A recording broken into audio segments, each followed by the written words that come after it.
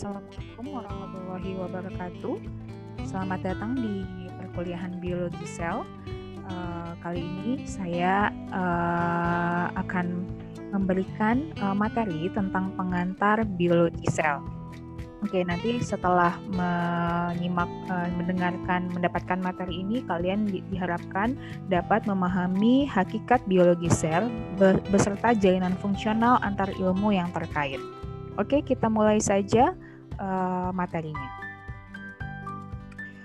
Biologi sel atau disebut juga dengan sitologi dari bahasa Yunani, yaitu kitos atau wadah, yaitu ilmu yang mempelajari tentang sel. Nah, bagaimana kita mengkaji tentang sel?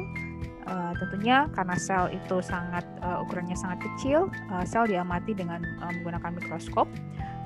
Penemuan dan kajian awal tentang sel memperoleh kemajuan sejalan dengan penemuan dan penyempurnaan mikroskop. Ruang lingkup dalam biologi sel terdiri dari struktur dan organel sel, kemudian lingkungan dan interaksi sel, daur hidup sel, pembelahan sel, dan fungsi sel atau fisiologi, serta kematian sel. Berikut adalah sejarah penemuan sel, di mana Robert Hooke pada tahun 1635 sampai 1703 merupakan seorang ilmuwan dari Inggris yang menemukan ruang-ruang kecil dari sayatan gabus yang diamati di bawah mikroskop yang disebut dengan selula. Ya, ini dia. Nah, berikut adalah jalinan antar ilmu yang terkait dengan biologi sel, yaitu ada sitotaksonomi, ada sitogenetika, ada fisiologi sel, dan ada sitokimia. Sitologi dan genetika, jadi disebut sebagai sitogenetika, di mana pada pertengahan abad ke-19 telah dipastikan bahwa sebagai pusat fenomena reproduksi adalah pembelahan sel, ya. Mulai saat itu terjadilah kerjasama antara bidang ilmu genetika dan sitologi. Kemudian yang selanjutnya adalah sitologi dan fisiologi. Sitologi berkaitan dengan fisiologi karena pada pengamatannya mengungkapkan kegiatan yang berlangsung dalam sel yang bersangkutan. Kemudian sitologi dan biokimia. Sehingga di sitokimia bekerja sama antara sitologi dan biokimia lebih pesat berkembang setelah dikuasainya teknologi fraksinasi komponen-komponen sel sehingga dapat menghasilkan hal-hal yang penting bagi biologi maupun biokimia. Kemudian sekarang kita masuk ke dalam komponen-komponen penyusun dari sel itu sendiri.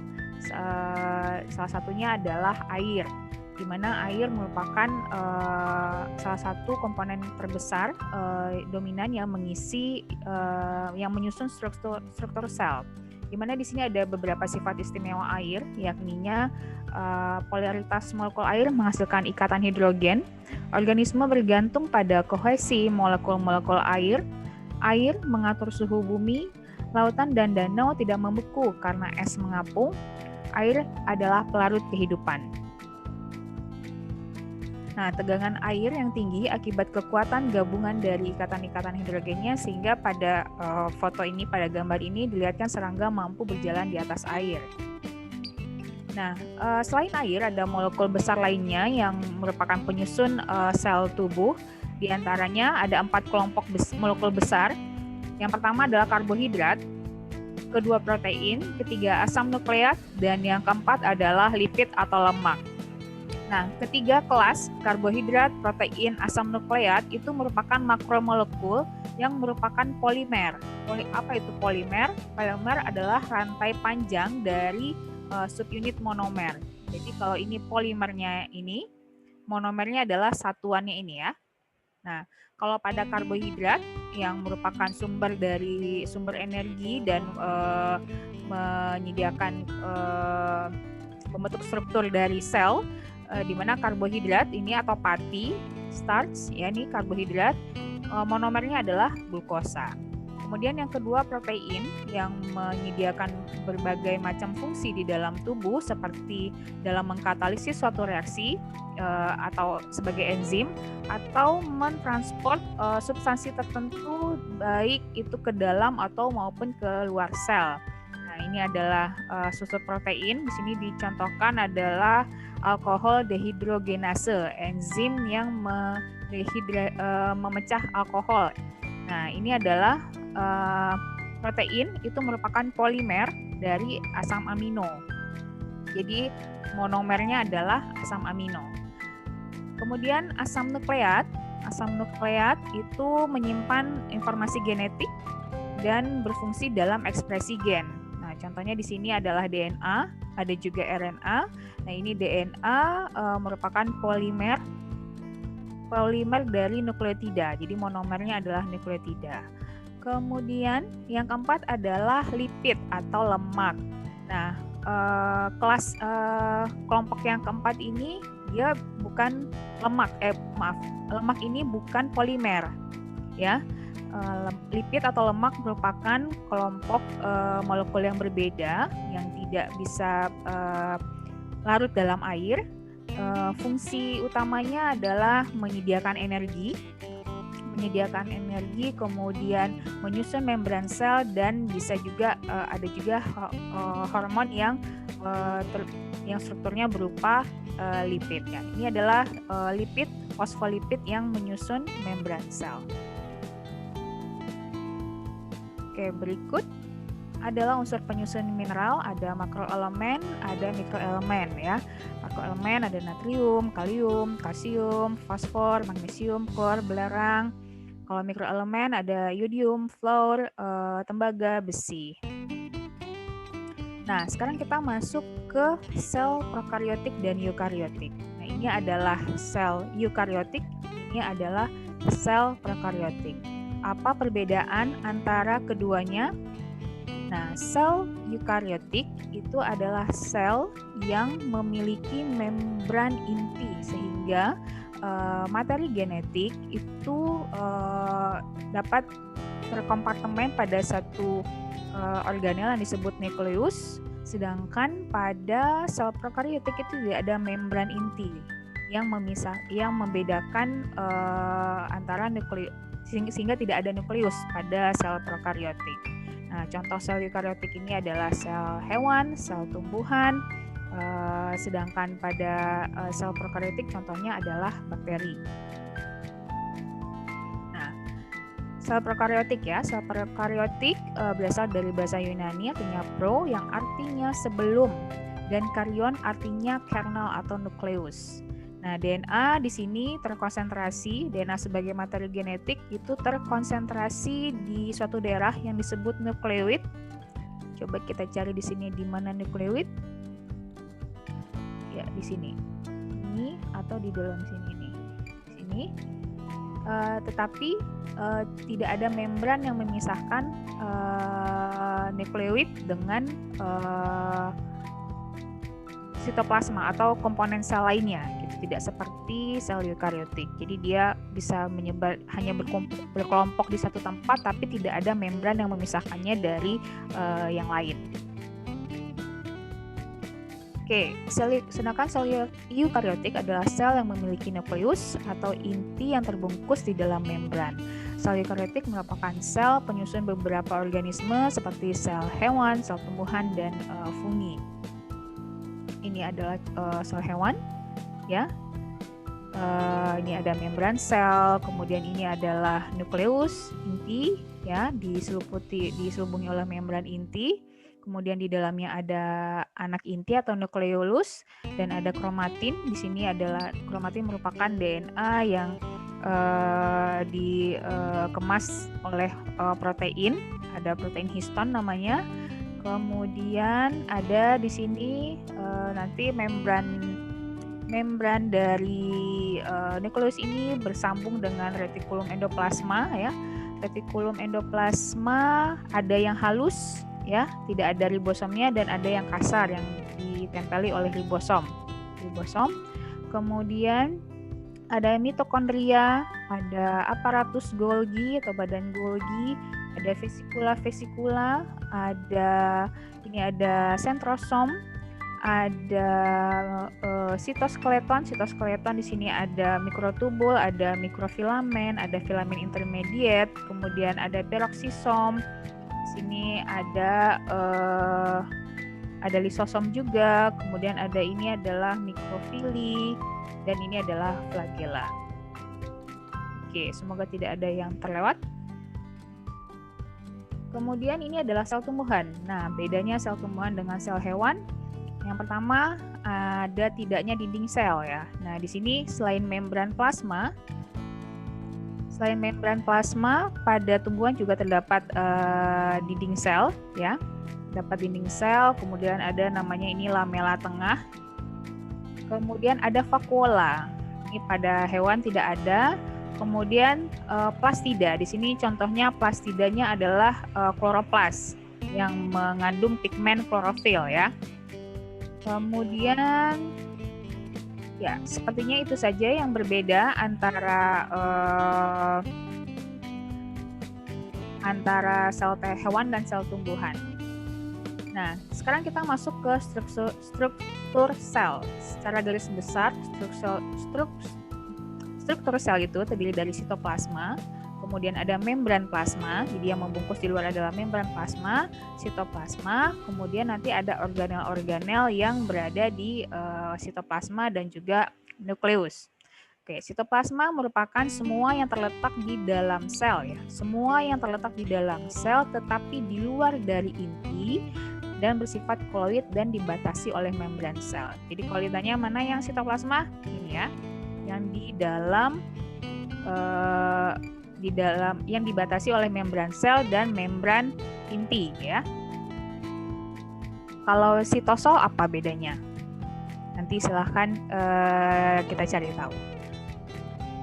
Oke, kemudian membran plasma. Ini adalah struktur dari membran plasma yang disusun oleh fosfolipid dan protein. Ada protein integral, ada protein perifer, kemudian ada juga yang namanya glikolipid, yaitu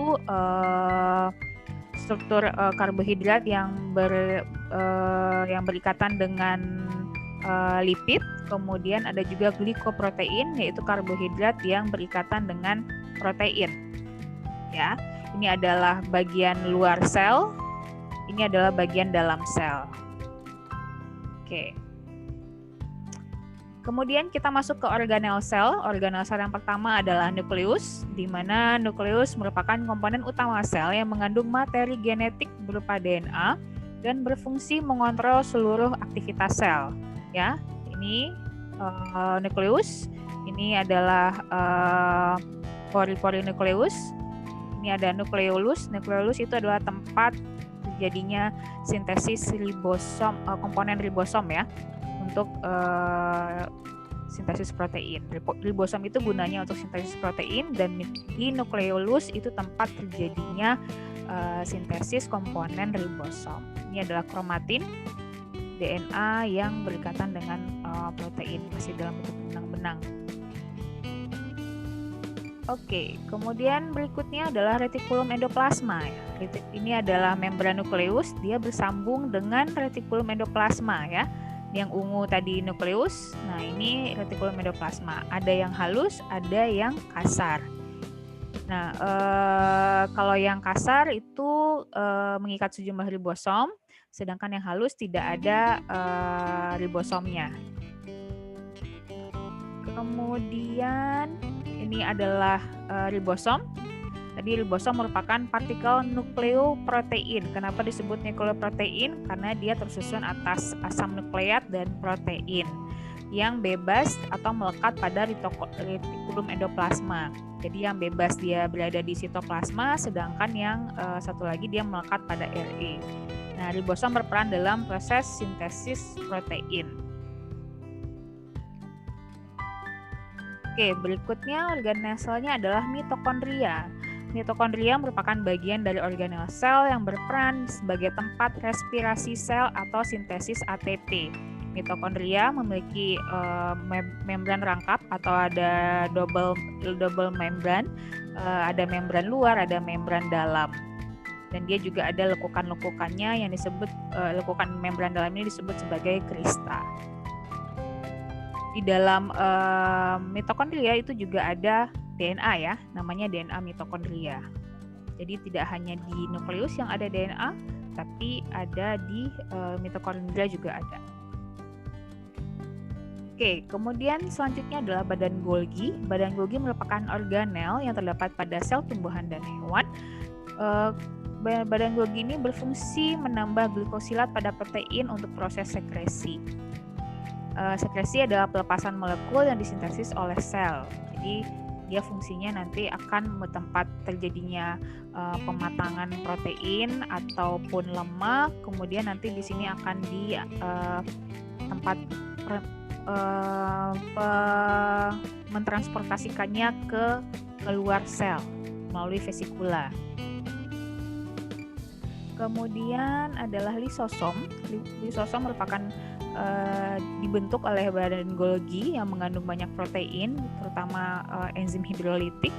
Nah, lisosom berperan dalam penyediaan enzim-enzim pencernaan yang melakukan pencernaan di dalam sel. Kemudian vakuola merupakan organel sel yang hanya terdapat pada sel tumbuhan, di mana vakuola itu banyak mengandung cairan yang dilapisi oleh membran, dan perannya itu untuk mempertahankan turgor sel sehingga bentuk sel bisa tetap, ya. Jadi untuk memberikan turgoditas pada sel tumbuhan supaya bentuknya tetap. Oke, berikutnya adalah plastida. Plastida merupakan organel sel yang hanya terdapat pada tumbuhan. Nah, ada dua jenis. Jadi plastida itu mengandung zat warna atau pigmen ya. Ada kloroplas, ada kromoplas. Nah, kalau yang kloroplas itu yang mengandung pigmen hijau, sedangkan kromoplas itu yang mengandung pigmen selain hijau. Ada lagi plastida yang lain yang menyimpan lemak atau protein. Namanya bukan kloroplas atau kromoplas. Nanti kalian bisa pelajari lebih lanjut di plastida. Oke, kemudian sentriol. Sentriol merupakan organel sel yang hanya terdapat pada sel hewan. Sentriol berperan dalam saat pembelahan sel, yaitu pembentukan gelondong pembelahan yang mengatur pergerakan kromosom saat berlangsung proses reproduksi sel atau pembelahan sel. Kemudian badan mikro. Badan mikro terdiri atas peroksisom dan glioksisom yang merupakan organel bermembran juga, ya. Kemudian ada sitoskeleton. Sitoskeleton ini ada 3 jenis, ada mikrotubulus yang ini, ada mikrofilamen yang ini atau sering juga disebut sebagai filamen aktin, dan ada filamen intermediate. Ya, mulai dari ukurannya ini paling kecil, ini menengah, ini paling besar. Dan mereka mempunyai fungsi masing-masing dalam terutama dalam mobilitas komponen di dalam sel, kemudian untuk mempertahankan bentuk sel. Kemudian dinding sel hanya terdapat pada sel tumbuhan. Komposisi dinding sel meliputi zat pektin dan selulosa. Ya, ini adalah sel dinding sel ya, dinding sel. Kemudian ini adalah jadi ini ada sitosol. Ya, ini ada celah namanya plasmodesmata. Ini ada plasma membran, dan ini adalah dinding selnya. Ada dinding primer, dinding sekunder, kemudian ada lamela tengah. Oke, sekian materi pengantar biologi sel dari saya. Semoga bisa dipahami. Jika masih ada hal-hal yang belum jelas, kita diskusikan di Zoom. Sekian atas perhatiannya dan saya ucapkan terima kasih. Assalamualaikum warahmatullahi wabarakatuh.